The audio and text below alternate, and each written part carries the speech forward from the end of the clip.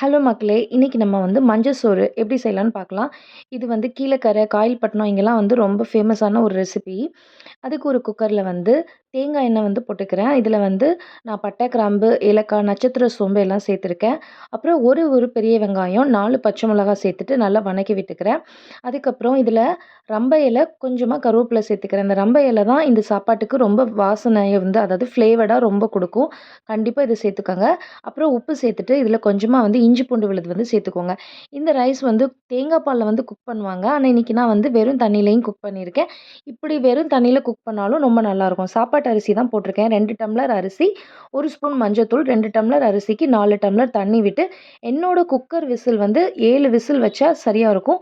உங்க குக்கருக்கு ஏத்த மாரி நீங்க விசில் வச்சு இறக்குனீங்கன்னா, கமகமன்னு மஞ்ச சோறு வந்து ரெடியா இருக்கும். இதுக்கு வந்து அவிச்ச முட்டை, அதுக்கப்புறம் உருளைக்கிழங்கு ஃப்ரை வச்சு நான் வந்து இத சர்வ் பண்றேன். நீங்களும் ட்ரை பண்ணி பாருங்க.